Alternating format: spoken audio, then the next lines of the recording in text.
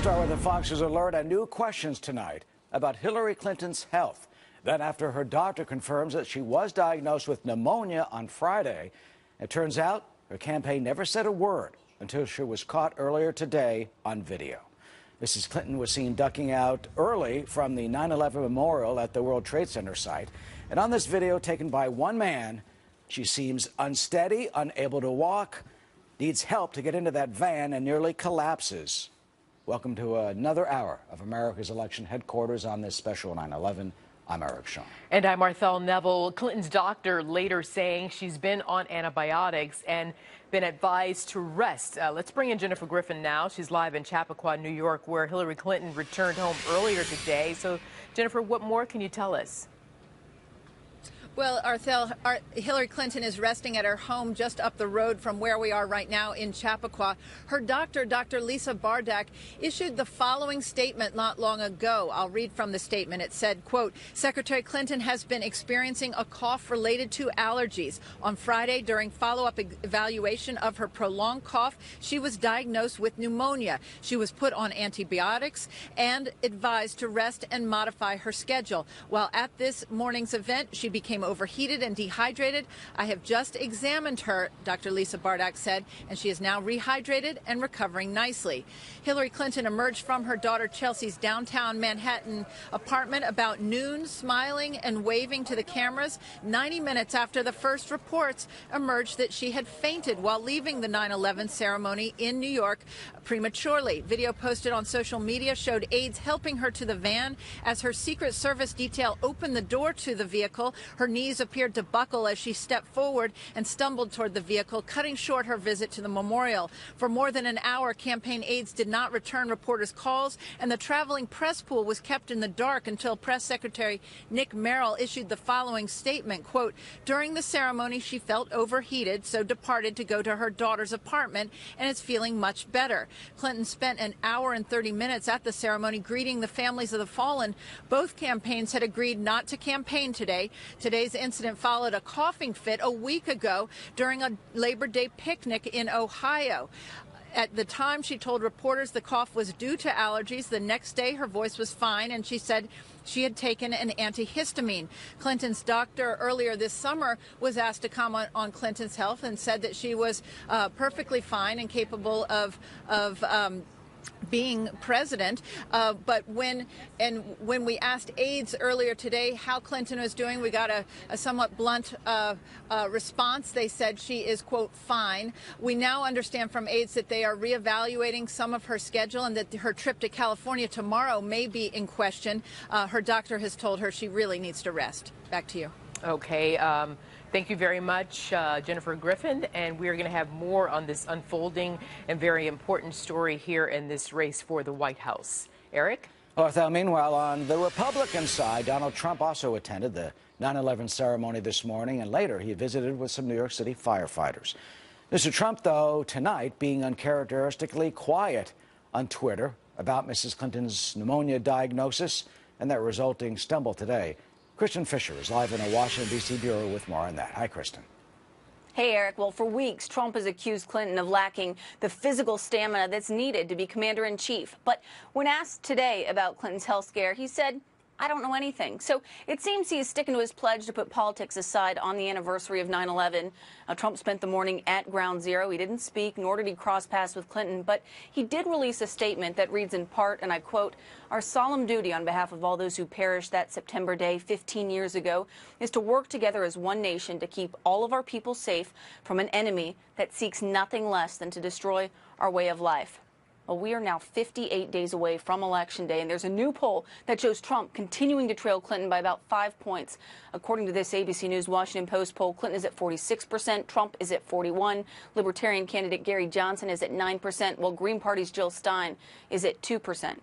However, that same poll also shows a troubling trend for Clinton. Only 45% of Clinton supporters say they're paying close attention to the race, and 80% say they're certain to vote. Now, compare that to Trump supporters. More than 60% of them say they're paying close attention, and 93% say they're certain to vote. So according to this poll, Trump supporters seem to be a lot more interested in the campaign, and that could translate into more turnout this November. As for tomorrow, Trump's off to Maryland and North Carolina, and at some point he will almost certainly address Clinton, calling half of his supporters a basket of deplorables. So far, he's only responded in statements and on Twitter by saying it's Clinton's worst mistake to date. Eric? All right, Kristen, thanks so much. Arthel? And Eric, Clinton's campaign just telling Fox News the Democratic nominee's trip to California for tomorrow night, a fundraiser there, is now in question. The campaign says they will review those plans in the morning. Let's talk about all of this now with Jay Chabria, a Republican strategist, the managing director of Mercury LLC, and the former senior advisor to Governor John Kasich. And Jessica Ehrlich is here, a former Democratic congressional candidate. Good to see both of you. So, Jessica, good afternoon. I'll start with you with this new information we have on Mrs. Clinton's health. I mean, she has pneumonia. Have we now moved past, Jessica, just critics being suspicious of Hillary Clinton's health, or, have we reached a critical moment when Mrs. Clinton needs to release detailed medical records? Well, she actually already has released very detailed medical records, especially compared to those of Donald Trump. His medical letter was, typical Trumpian in terms of the greatness of his health. But, getting a pneumonia is something that, given her rigorous schedule that she's been carrying on, she's now had reporters with her that have been saying, she's been going from, early in the morning till after 11 o'clock every day, every of the week for months and months now, and it takes a toll on anyone. So, especially as someone who's run for office and been out there, I've had pneumonia myself before, you're shaking a lot of hands. You're on planes constantly, and you're just going to be exposed to colds and germs. Well, but I don't think that calls into question someone's overall health. Well, Jessica, I mean, you talk about the rigors of campaigning, so imagine how that's going to be escalated times 50 if Hillary Clinton should become the president. So I think the Americans do want to make sure that whoever is going to be the next commander-in-chief is healthy. I'm going to get back to you because I know you have more to say, but let me bring in Jane. Speaking of the medical records, you're talking about this 2-page letter that I have here from Hillary Clinton's doctor, and I know that you are referring to Mr. Trump's doctor, kind of issuing a couple of paragraphs saying he's the healthiest guy in the world. I know what you're talking about. But, Jay, let me bring you into this conversation. While Mr. Trump has not publicly displayed any instances that would raise issues of his health, however, he, too, is running for the president.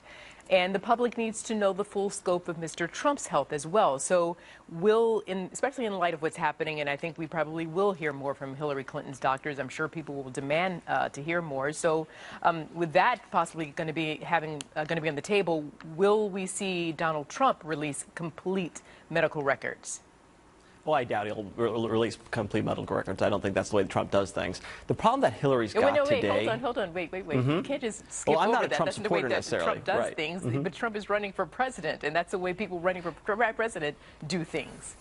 Well, I absolutely think he should release more complete medical records. I think he should release his tax returns, too. So I'm in that camp where we need more transparency in this presidential campaign. Okay, so you feel like he's going to release them? No, I don't think he will release them. I think he should. He should. Right, I think he should. But yes. He may not. All right, let me move on. Let me go to Chris Stirewalt. We have some sound from him. Chris Stirewalt, by the way, is our Fox News Channel's digital politics editor, and he is speaking on how this new news may impact the race. This news. Check it out. I think that this is something that will change the trajectory of the race. The video is jarring. I think that this will overtake the basket of deplorables business that Hillary Clinton would probably rather be spending the week talking about, or the beginning of the week talking about, instead of her health. Chris Stirewalt, what might be onto something there, Jessica? What do you think?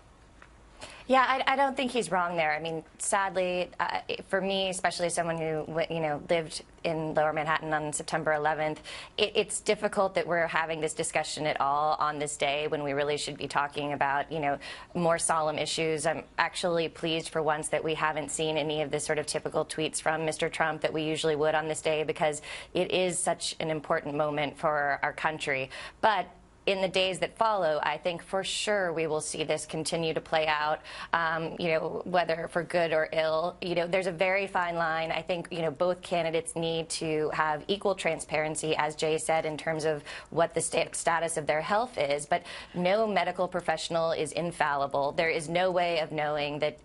There's so many things that can befall any human being in the 4 years of their term as president. And I don't know that this really will play into, any of Hillary Clinton's supporters' support of her going forward. But it certainly gives a lot of media time to speculate. Well, and Jessica, let me just jump in. No, 1 to... second, because it's not just the media speculating. Hillary Clinton is running for the president of the United States, not for the president of the United Media. So people want to know, and let me just also be clear that I personally, Eric, and other anchors here on Fox News have said, politics aside, of course we wish Mrs. Clinton well. We're all people here. So now getting back to the conversation, Jessica, we've got 58 days left. Might this cause concern behind the scenes among the Democratic operatives, wondering if Mrs. Clinton can get over the pneumonia, remain healthy, and not only for the remainder of the race, but also for a potential job that may be at hand, and also the upcoming debates just 2 weeks away? Well, absolutely. And I think in terms of, she does really rigorous preparation for the debates. I think she is going to have to, for sure, change her schedule between now and those times, because the debates are going to be the most watched thing. I think the ratings will, be stronger than the Super Bowl, because everyone in the country is going to be glued to them. And she needs to be on top of her game. And certainly, pneumonia is exhausting. It just drains you completely. So she's got to rest. I got to give you the last word here, because I started with Jessica. So what's going to happen? How is this going to play out? Do you think this is going to be more than just Mrs. Clinton has pneumonia and she's dehydrated and they're just going to let this pass? What's going to happen from now? How is this going to change this race and the tone and the talk of this race, if you will? Well, the risk to the Hillary campaign is this starts to mainstream some of those conspiracy theories. She's got to keep this amongst the chatter amongst the Trump base and not go into the disaffected Republicans and those independents that she's trying to win over. I actually happen to think basket of deplorables is a bigger issue for her, because that cuts against one of her biggest arguments against Donald Trump. Donald Trump's big weakness amongst those suburban women is that they're just not comfortable with some of his divisive rhetoric. This kind of muddies the waters for the Donald Trump campaign, which is great for them. And now they can say both candidates are the same. That, to me, is a bigger long-term impact, because it takes one of her big arguments off the table.